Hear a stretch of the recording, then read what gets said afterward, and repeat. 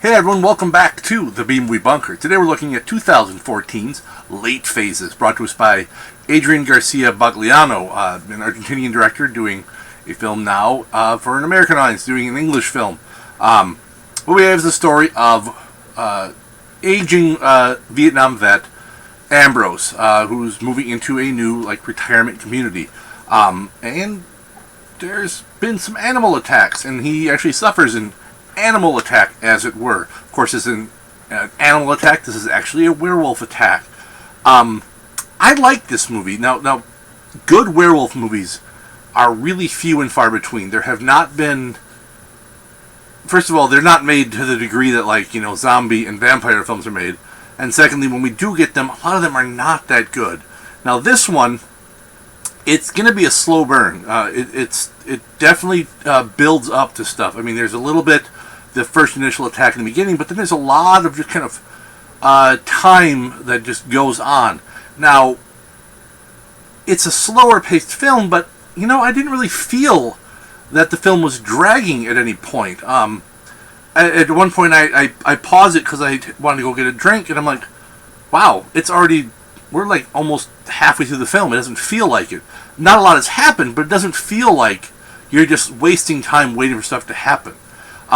I think part of that is that I think the actor who plays Ambrose, Nick D'Amici, I think he does a fantastic job playing this man, and the character is also blind, and I think he does an amazing job portraying the fact that this character is blind, which for some actors is hard to do, and it's because you can't look at anything, and his vacant look all the time he never breaks that character in the film, to the best I can tell.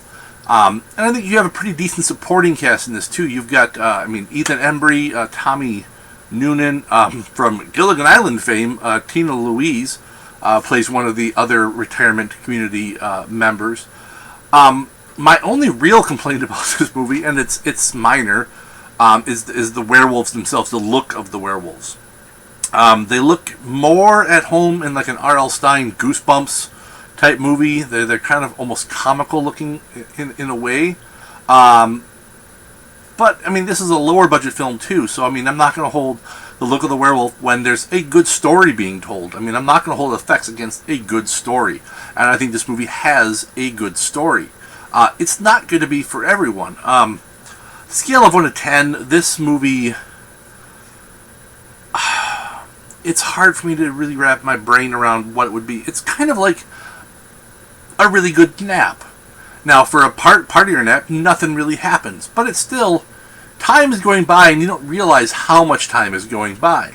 And you're not sitting there going, oh, I'm wasting my fucking life. No, you're napping. Your body needs to recover its energy. This is a good thing. And at some point, you're going to wake up feeling kind of refreshed. And that's kind of how I felt at the end of this film. I felt refreshed in my views of werewolf cinema, and that you can make a good werewolf movie without it being campy. This movie is not campy, although, as I said, the werewolves themselves look kind of campy. But the film itself, the story, is not campy. This is kind of a serious film. There are aspects of it that are kind of unbelievable, but it's horror. What do you expect? You have werewolves. Oh my god, there's not 100% realism in a werewolf movie. But overall, I think this is a good movie. If you like werewolf films, I think you're going to like this one. Some people I won't, as I said, because it definitely is a slower moving film. There's just a lot of the main character and him biding his time from the first attack, biding his time for 30 days, because, it's full moons. He's waiting for the next full moon. So, that's all I've really got for this one. Until next time, why don't you all stay safe out there in the wasteland, folks.